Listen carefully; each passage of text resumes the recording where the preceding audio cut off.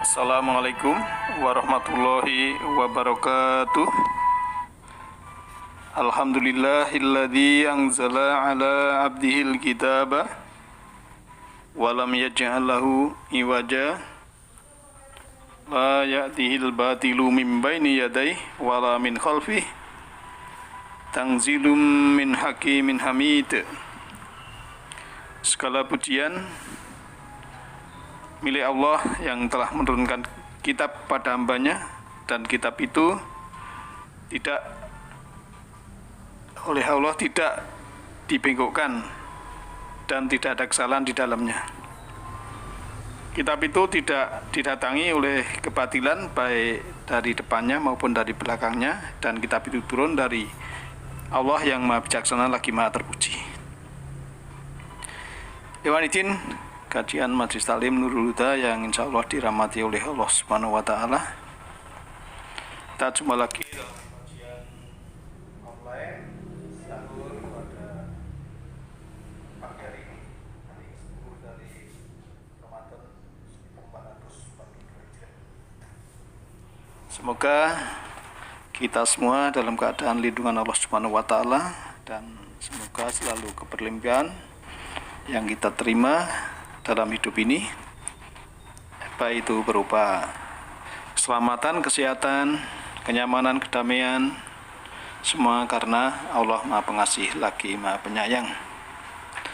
Ikhwatin yang berbahagia, kita masih membahas tentang Al-Fatihah, namun pada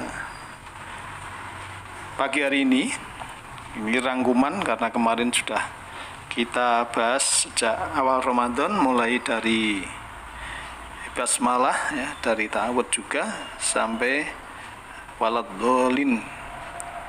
Maka pagi ini akan saya rangkum untuk mengingatkan kembali, dan mungkin ada tambahan 1-2 yang berhubungan dengan ayat-ayat yang kita sampaikan. Karena Al-Fatihah yang artinya pembukaan, punya kalau kita sudah terbuka mata kalbu kita akan menerima nur di atas nur, cahaya di atas cahaya dari Allah Subhanahu wa Ta'ala, sehingga kita akan mendapatkan pencerahan di dalam diri kita, sehingga menjadikan kedewasaan spiritual kita. Nah, kalau kita merangkum ya, kita dari perintah untuk ta'awud, kalau membaca ayat-ayat Allah ya, kemarin kita sudah membuka dalam surat 23 ayat 97 dan 98 itu kan kita disuruh untuk berlindung dari bisikan setan, kan begitu. Kemudian di surah 16 surah An-Nahl ayat 98 kita juga untuk berlindung dari setan yang terancam atau teranjam. Kemudian dalam basmalah, Bismillahirrahmanirrahim, dengan nama Allah yang Maha Pengasih Penyayang, bahwa Allah itu Rahman Rahim, Maha Pengasih, Maha Penyayang, yang kasih sayangnya tanpa batas. Kalau manusia itu kasih sayangnya terbatas, tapi Allah tanpa batas. Oleh karena itu, Allah yang kasihnya tanpa batas, maka kita sudah dikasihani, sudah disayangi, kita harus ma'rifatullah, kita harus mengenang kepada Allah. Maksud saya mengenal kepada Allah. Sudah disayangi, sudah dikasihi, ya. Kalau tidak mau kenal, itu kan keterlaluan ya. Sedang kita selama manusia saja, kalau kita sudah dikasih sesuatu dan dengan kesayangannya ya, itu kan kita otomatis ingin mengenal orang itu siapa, kan gitu. Kalau kita tadinya belum kenal, kan begitu. Maka kemudian kita harus meningkatkan pemahaman bahwa alhamdulillahi rabbil alamin. Segala puji itu milik Allah. Habis untuk Allah. Jadi kita tidak ingin dipuji oleh siapapun, sehingga kita bukan apa-apa, kita bukan siapa-siapa, sehingga kita ini akan hidup sederhana, nikmat di mana saja kita bisa berkumpul dengan manusia. Tidak dalam koridor merasa paling super, merasa paling harus dihormati, merasa harus paling dihargai, ya, apalagi merasa harus dipuji. Itu harus kita hilangkan dari diri kita, sehingga kita hidup menjadi netral, menjadi enak, nyaman, kan begitu. Kemudian Ar-Rahmanir-Rahim adalah ulangan daripada basmalah. Di situ juga pengasih penyayang. Kalau kemarin saya analogikan ibu kita saja, ya, ibu kita ini yang melahirkan kita, itu kasih sayangnya seperti itu. Padahal kasih sayang seorang ibu itu sebenarnya juga terbatas, karena bukan maha pengasih penyayang, cuma punya kasih dan sayang, itu saja seperti itu, ya. Oleh karena itu, ya, Allah yang maha bahkan melebihi segalanya. Maka perlu kita harus renungkan, sudah diberi Allah yang sebegitu banyak, kita harus mensyukuri apa yang telah Allah berikan kepada kita. Kemudian Maliki Yaumiddin, ya, Maliki Yaumiddin, yang merajai hari pembalasan, atau yang merajai ataupun yang memiliki hari agama.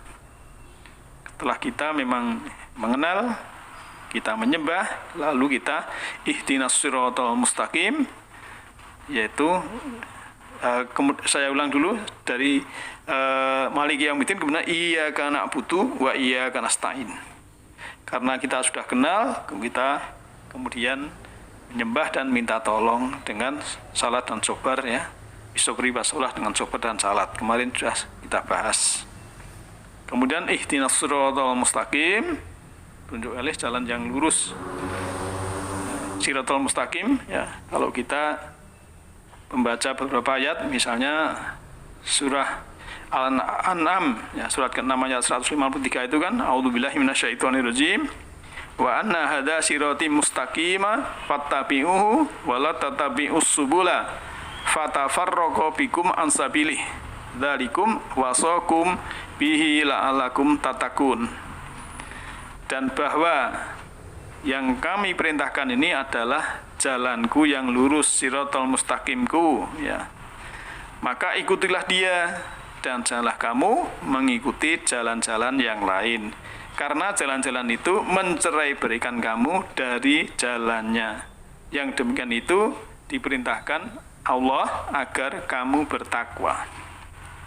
Nah, kawan yang berbahagia, kalau kita melihat ayat ini, ternyata memang siratal mustaqim itu adalah hadza, ini petunjuk, ini Al-Quran, dan begitu. Sehingga kita harus menginstalkannya di dalam sanubari kita, dalam kolbu kita, ya, sehingga akan menjadikan tuntunan pada diri kita, pedoman hidup dan kehidupan, sebagaimana din adalah aturan hidup dan kehidupan yang harus kita jalankan. Nah, kemudian minta siratal mustaqim itu kan jalannya orang-orang yang diberi nikmat, siratal ladzina an'amta alaihim, yaitu jalannya orang-orang yang diberi nikmat, bukan yang dimurkai, bukan yang tersesat. Kalau kita setiap saat menyadari kasih sayang Allah, ya, kita akan bisa meniru orang-orang yang diberi nikmat itu. Orang yang diberi nikmat adalah mereka-mereka yang sudah mendapatkan kefahaman oleh Allah Subhanahu wa taala. Dan juga mereka itu adalah orang yang istilahnya sudah sampai kepada Allah, ya, sudah solihin, ya, sudah soleh, kemudian sudah menyaksikan, sudah syahidin, ya, sudah syuhada, kemudian juga sudah membenarkan, sudah sidikin, dan nanti makomnya bersama Nabi.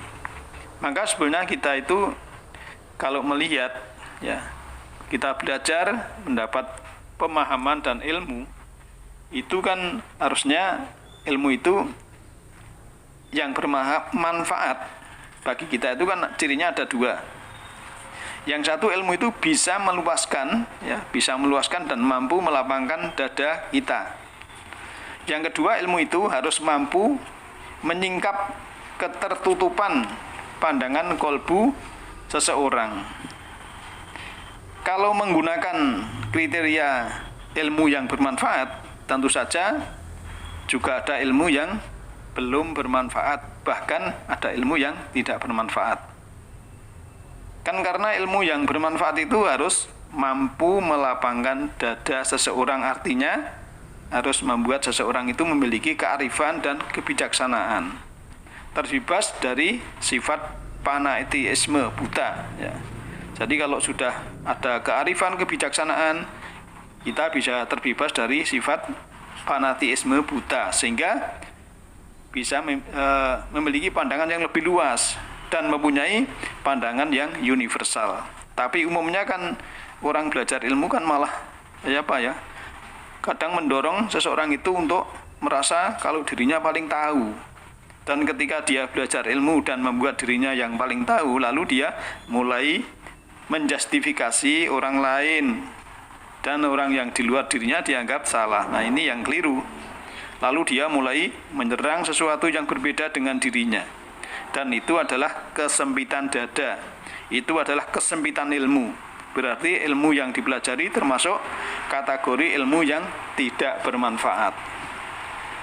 Ciri ilmu yang kedua adalah ilmu itu harus mampu menyingkap, ya, membuka pandangan atau mata kolbu. Nah, ilmu apa yang bisa membuka mata kolbu?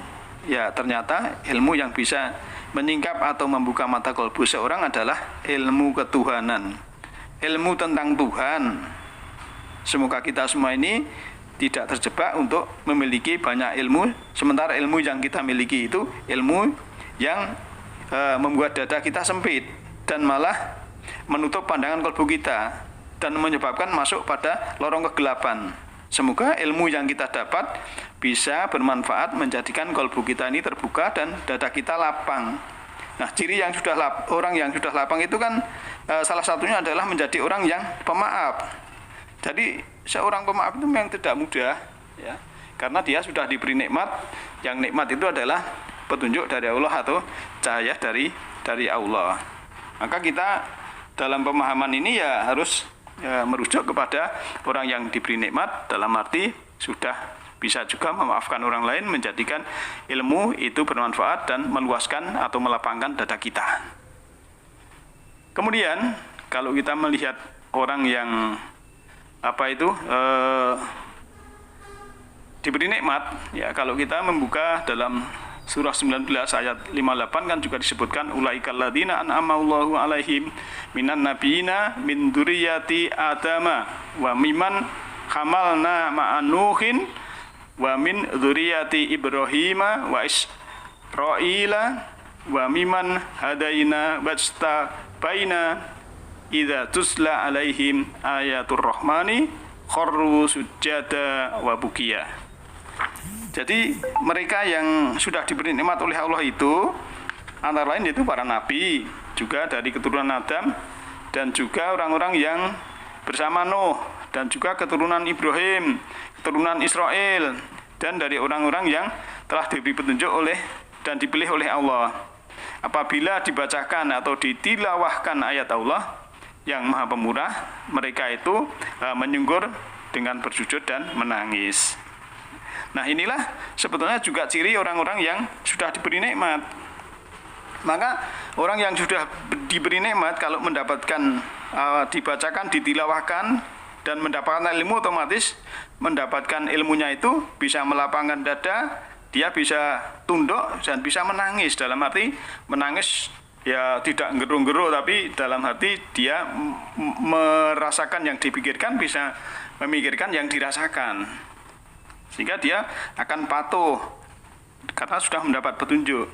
Jangan sampai ya orang yang mendapatkan kesesatan seperti dalam ayat lanjutnya dalam surat Maryam 59 ini, fa khalafa mim ba'dihim khalfun adu'us sholata wattaba'us sahawat fasaufa yalqauna ghayya. Maka datanglah sesudah mereka pengganti yang jelek, yang menyanyiakan sholat dan memperturutkan hawa nafsunya, maka mereka kelak akan menemui kesesatan. Jadi bedanya orang yang sudah mendapatkan petunjuk, beri nikmat dan kesehatan, yaitu tadi dia menyanyiakan sholat dan juga menuruti hawa nafsu. Sedangkan orang yang diberi nikmat, kalau faham, kemudian mendapatkan ilmu, ilmunya bisa melapangkan dadanya, ilmunya bisa bermanfaat, sehingga tidak sempit dalam hatinya, ya, dia luas jangkauannya dan mempunyai wawasan yang universal, tidak hanya parsial. Wawasannya itu universal, tahu mana yang dari Allah, mau yang tidak, sehingga program Allah yang telah diturunkan di jagat raya ini, termasuk kita selaku manusia ini kan sudah programnya masuk dalam semesta ini. Tidak bisa kita pungkiri, percaya atau tidak, ya kita semua itu kena hukum alam yang ada di semesta ini. Oleh karena itu, sisa umur kita ini marilah kita manfaatkan sebaik-baiknya, dan mari kita cermati, kita pahami, ya, Al-Fatihah ini sebagai pembukaan bisa membuka mata kolbu kita, sehingga kita kesadarannya meningkat, kedewasaan spiritualnya juga meningkat, kemudian keimanan ketakwaannya juga meningkat. Karena ilmu itu harus bisa meniti ke dalam diri, kemudian kita akan jawantahkan dalam kehidupan sehari-hari, dan Allah akan membimbing kita. Demikian pagi hari ini, selamat sahur-sahur, ya. Lain kali kita bisa sambung lagi. Nasrun minallahi wa fakum qarib. Alhamdulillahirabbil alamin. Assalamualaikum warahmatullahi wabarakatuh.